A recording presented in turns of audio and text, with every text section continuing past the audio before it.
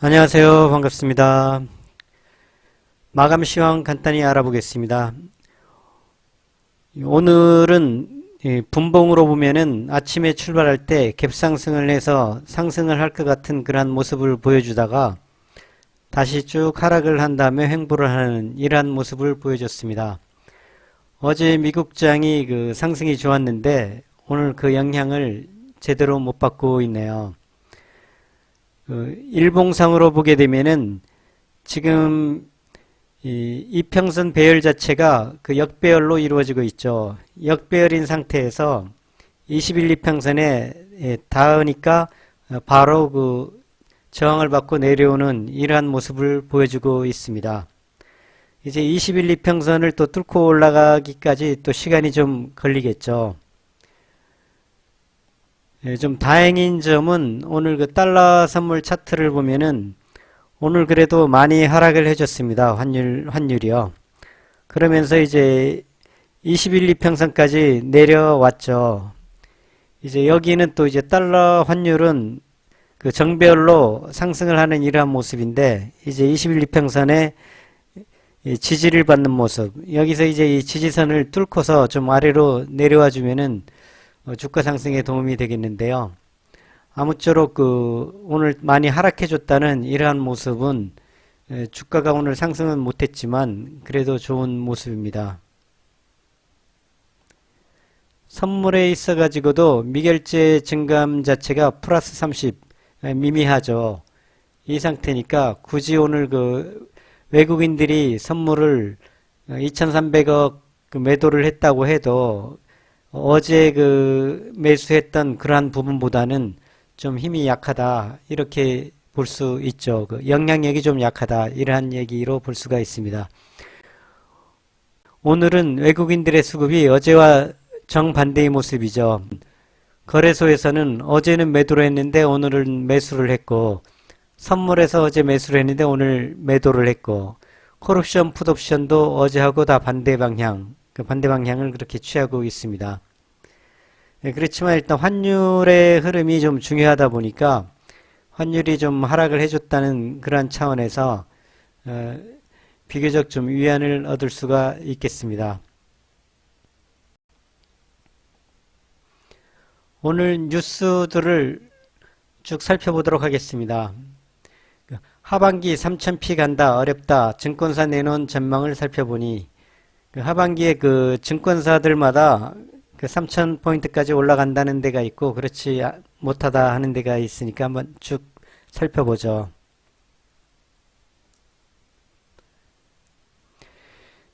여기에 보면은 올 하반기 가장 눈높이를 높게 잡은 증권사는 하나투자증권으로 2600에서 3100 사이로 예상 밴드를 내놓았다.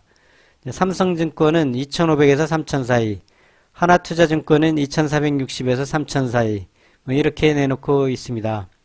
그러면 한화증권 상태로 볼 때는 지금이 바닥이죠.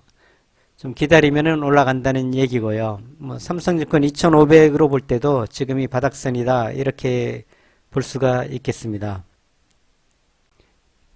여기에 보면은 임매원 하나투자증권연구원은 양호한 선진국 수요와 중국의 반등이 경기 확장을 주도할 것.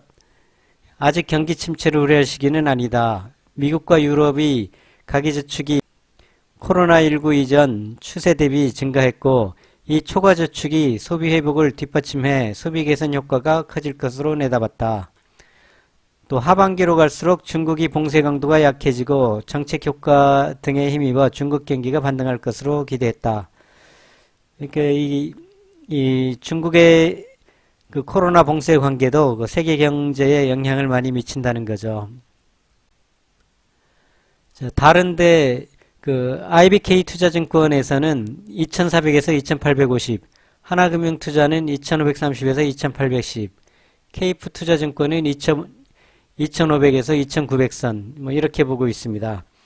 좀 저희들은 좀 보수적으로 보는 게 낫겠죠. 그러니까 저희들은 한 2850 정도 이 정도로 예상을 하고서 2800을 넘어서기 시작하면은 그 비중을 한 반 정도를 줄이는 게 좋겠다. 반을 줄여놓고 현금으로 갖고 있는 게 좋겠다. 이렇게 말씀을 드리겠습니다. 왜냐하면은 지금 여러 가지 얘기들이, 전문가들 얘기들이 내년 초에 그 큰 폭락장이 한 번 더 올 것이다, 이러한 예측을 하는 사람들이 많죠. 그러니까 좀 욕심을 부리고 많이 벌려고 덤벼들기보다는 항상 그 좀 보수적인 마음으로 대응을 하는 게 좋겠다, 이러한 말씀을 드리겠습니다. 여기에 보면은 변준호 IBK 투자증권연구원은 하반기 주식시장은 여전히 살얼음판을 걷는 듯한 불확실성을 반영할 것으로 예상되며 보수적인 투자 전략이 필요하다.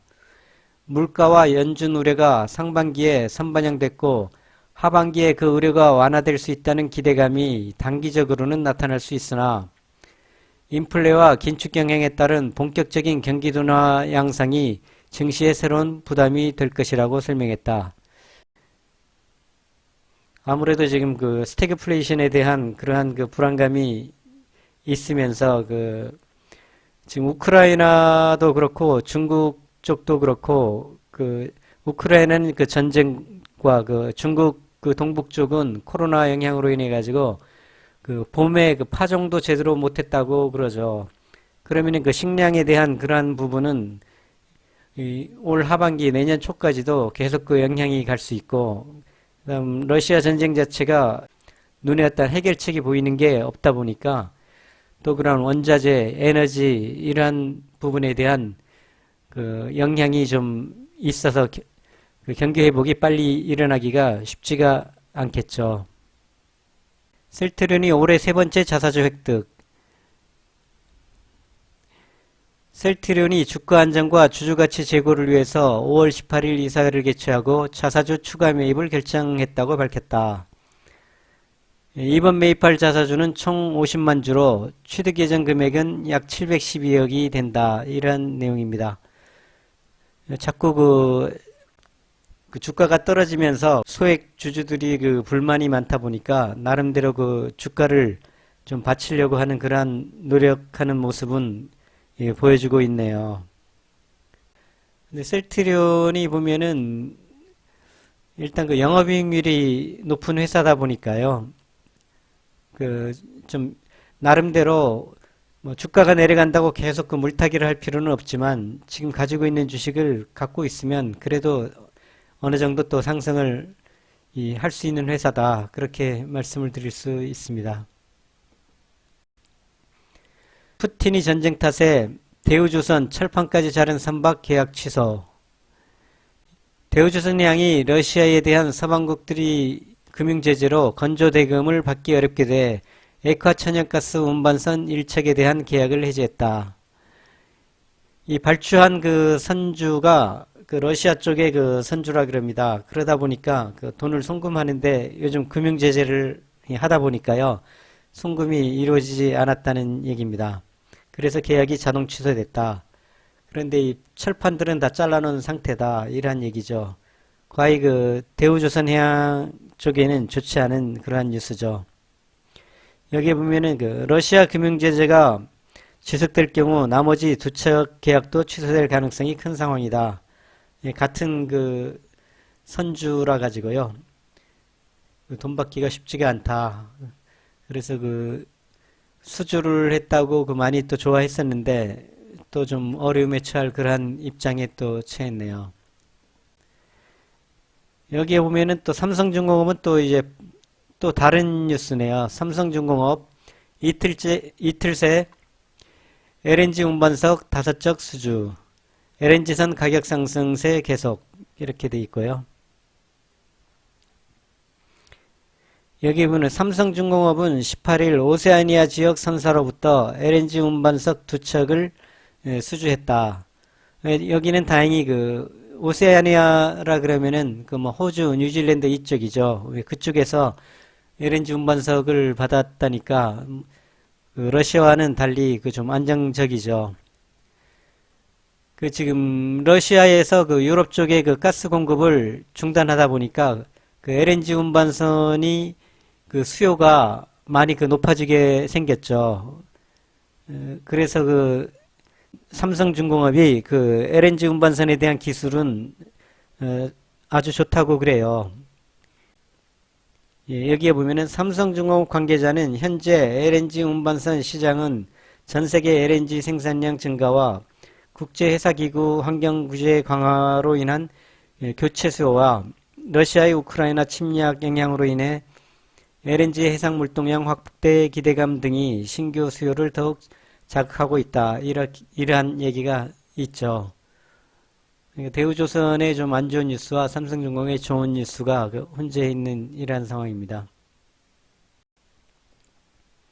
식용유 대란, 정부가 공급 관리를 하고 있다. 공급사에서는 가격 인상은 하지 않는다. 이러한 얘기입니다.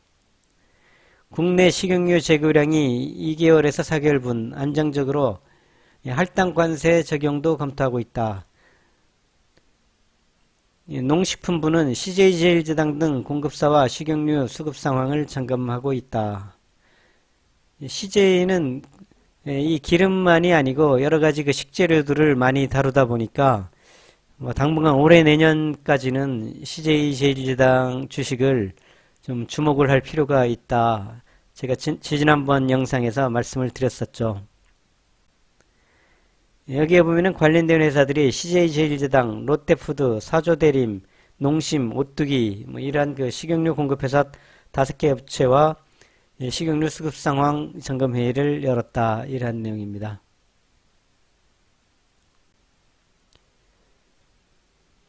그 다음에 보면은 한국 참여 IPEF 출범 선언, 4대 틀 공개, 무역 공급망 탈산소, 반부패 이란 4개 분야에 대한 IPEF 출범을 선언했다.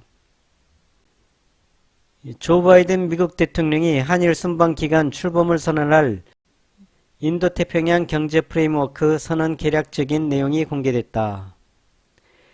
18일 일본 공영 NHK 방송은 IPEF 선언 초안을 입수, 무역, 공급망, 청정에너지, 탈산소, 인프라, 조세, 부패 대책 등 4가지 틀을 기치로 인태지역이라는 게 인도태평양을 말합니다. 인태지역 경제의 강인함과 성장, 공평함 등을 가져와 사람들이 명확한 이익을 누릴 수 있도록 하고 있다라고 보고했다. IPEF는 중국 주도 자유무역 블록 영내 포괄적 경제 동반자 협정에 맞서서 바이든 정부가 추진하는 경제협력 모델로 쿼드처럼 안보협의체에 그쳤던 아태지역 대중국 포위망을 경제 분야까지 확대한 구상으로 평가받는다. 그러니까 정치적으로 중국을 포위하는 것만이 아니고 이 IPEF를 통해서 중국을 또 포위하겠다. 이러한 미국의 전략이다. 이렇게 말씀드릴 수가 있습니다. 우리나라도 참여를 하기로 했다고 하니까요. 중국이 이렇게 과히 기분 좋아하지는 않겠네요. 아무튼 미국과 중국의 사이에서 적정한 위치 선정을 잘 해야 될 텐데 쉽지 않은 그러한 부분입니다. 오늘 뉴스는 이 정도로 마무리를 하죠. 종목 간단히 살펴보고 마무리하겠습니다. 아모레퍼시픽 여전히 기관 외국인들이 매도를 하고 있고요. 계속해서 하락을 하는 상태입니다. 일진머티리얼즈가 그래도 기관이 들어와주는 모습, 오늘 그래도 상승을 해주는 괜찮은 모습이고요. LX 하우시스가 계속해서 개인들이 사고 기관들이 팔고 있는 이러한 모습은 과히 좋지는 않습니다. 현대제철이 다행히 외국인들이 좀 들어와 줬네요. 현대제철도 크게 걱정할 필요는 없는 회사인 것 같고요. 삼성 SDS 외국인들이 들어와 주는 모습 좋고요. 카카오 게임즈도 다행히 외국인들이 나흘째 지금 들어와주고 있습니다. 개인들이 계속 팔아주고 있고요. 개인이 팔고 기관 외국인이 사주면은 주가는 올라가게 돼 있죠. LG가 기관 외국인이 계속해서 들어와 주고 있는 모습 좋습니다. 카카오뱅크 그나마 기관이 좀 들어와 주고 있고요. 액토즈 소프트 횡보를 하는 모습이고요. CJ제일제당은 좀 장기적으로 갖고 가도 되겠다 이런 생각이 들죠.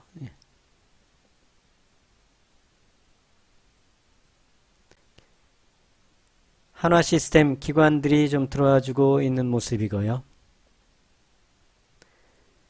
셀트리온이 그 자사주 매입한다는 그러한 뉴스가 떴는데도 불구하고 개인들만 매수가 들어오고 기관 외국인은 다 매도를 하는 이러한 모습입니다. 그러니까 추가 매수하거나 하지는 마시고 일단 갖고 있는 것을 보유하면서 좀 추이를 살펴보는 게 좋겠죠. 드림 시큐리티가 오늘도 그 윗꼬리를 길게 달면서 오늘도 장중에는 8.63%까지 상승을 했다가 내려왔네요. 외국인들이 사주는 모습이고요.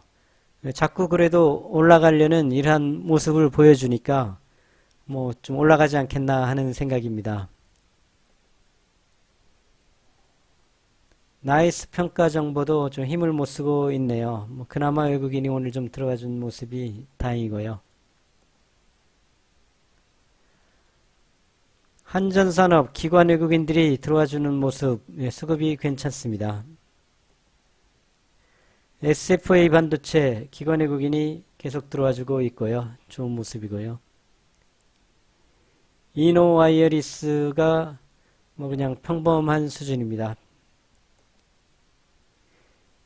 인지컨트롤스가 기관 외국인이 매도를 하는 모습은 거의 좋지는 않죠. 하반기쯤에 그 자동차 업종들이 좀 살아나는 그런 때를 좀 기다려야 될 것 같습니다. SK가스 계속 좋은 모습이죠. 계속 기관 외국인이 계속 들어와 주고 있네요. 장 자체가 오늘 제대로 상승은 못 해줬지만 지금의 위치에서는 크게 걱정하실 필요는 없겠다 하는 이런 말씀을 드리고 싶네요. 오늘 영상 여기서 마치겠습니다. 구독, 좋아요 부탁드리겠습니다. 감사합니다.